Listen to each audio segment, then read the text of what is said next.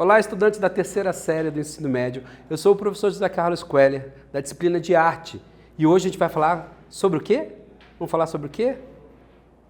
O que será que a gente vai falar? Nós vamos falar de pós-impressionismo, por isso que eu estou coçando minha orelha hoje, né? Vamos traçar as principais características do pós-impressionismo, sua contribuição para a arte moderna e seus principais artistas, quiçá o principal artista da história mundial, né, um dos principais artistas polêmicos da história mundial da arte, né, que hoje vai ter Van Gogh para você.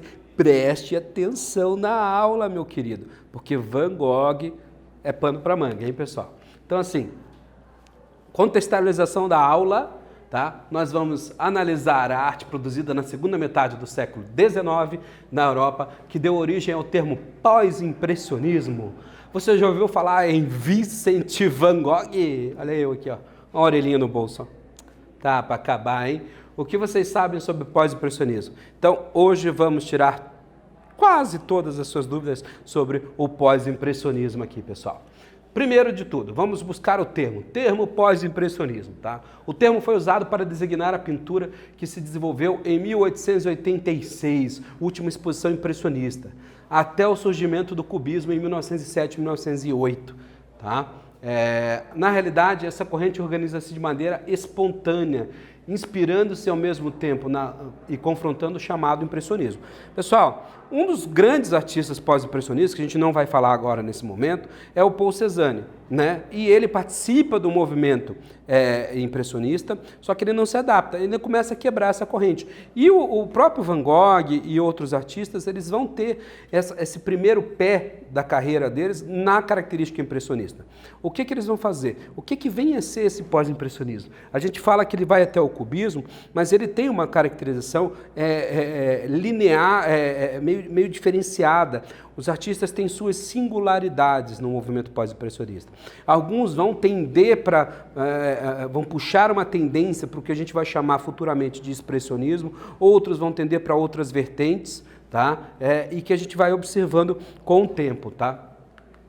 Aqui, ó, fizeram parte os pintores Cézanne, Gauguin, Serrault, Van Gogh, né, que no início das suas carreiras se identificaram com o impressionismo. Olha o que eu falei. Tá? O Serrault, ele já tem aquela... Você vai muito ouvir falar no Serrault quando a gente fala no tal homem do pontilhismo, que ele leva ao extremo a caracterização das pinceladas curtas do impressionismo, das pinceladas curtas e dissociadas.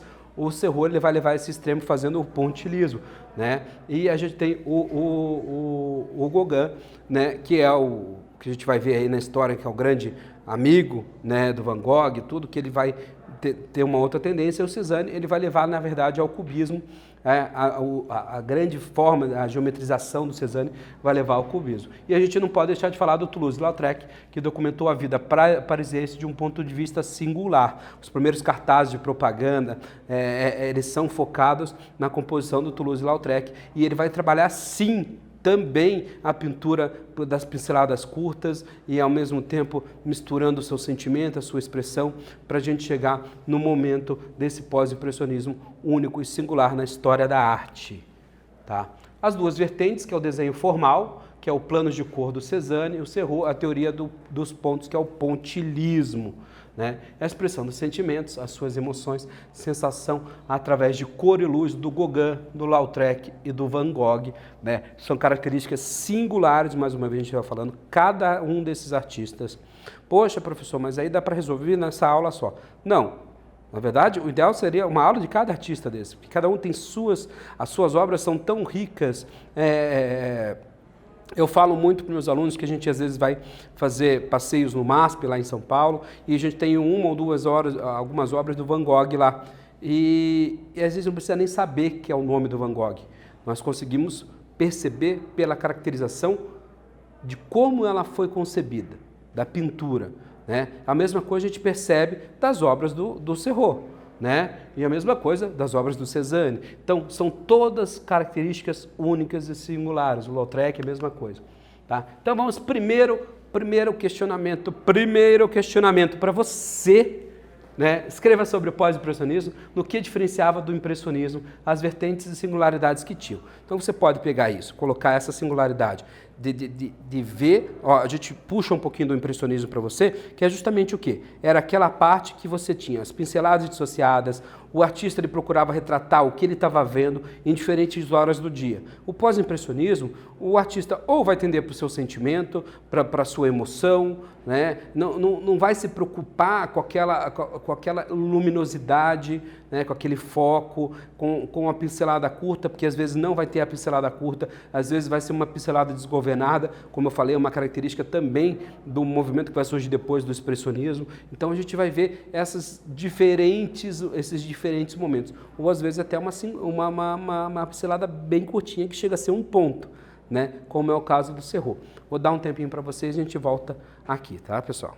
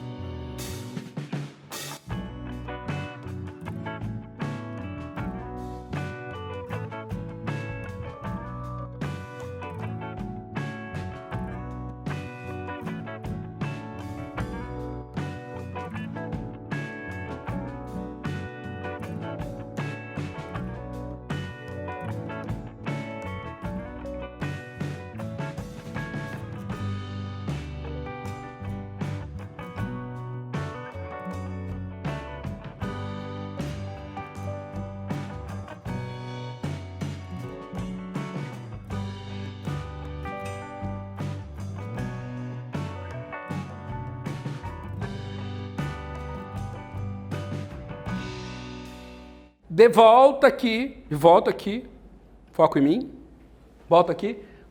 Eu tenho certeza que você já escreveu muito sobre pós-impressionismo. E eu tenho certeza que você está curioso em aprender muito mais.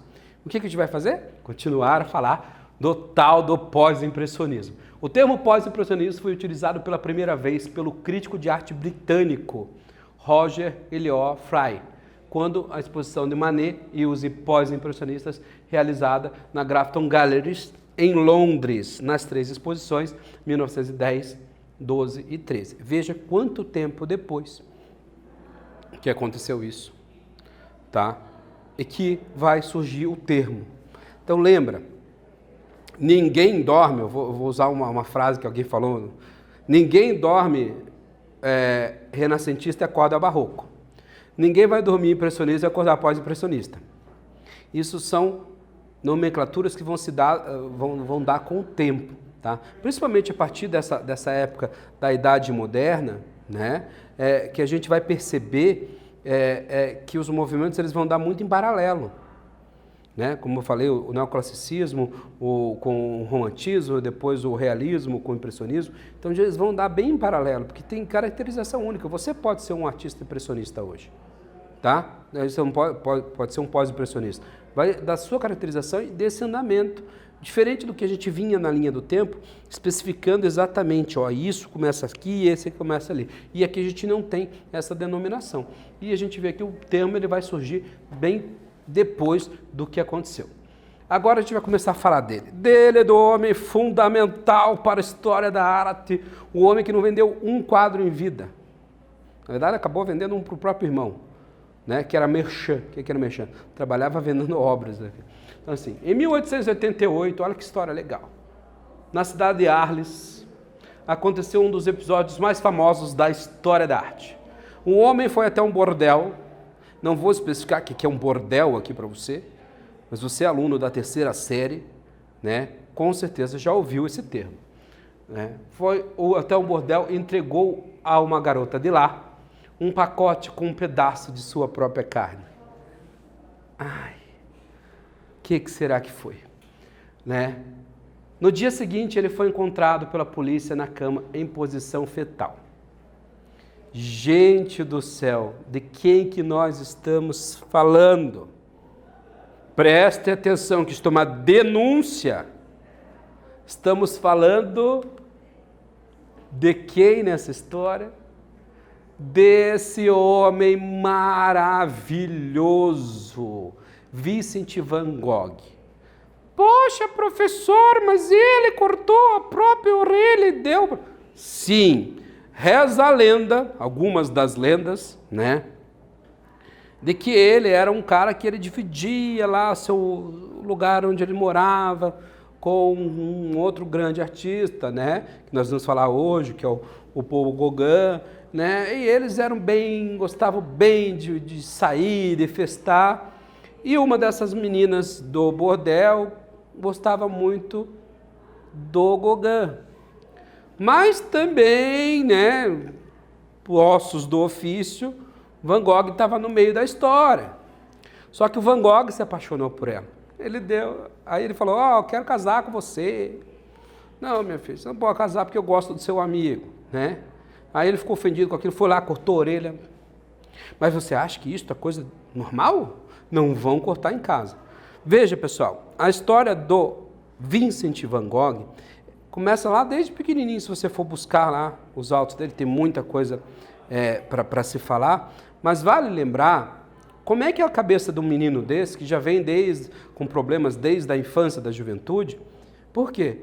Porque ele é uma família de irmãos, né?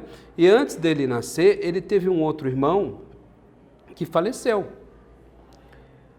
E a família era tão criativa que também deu o nome para esse primeiro irmão que faleceu antes dele, de Vincent van Gogh. E naquela época era muito comum as pessoas enterrarem no quintal de casa os seus entes queridos.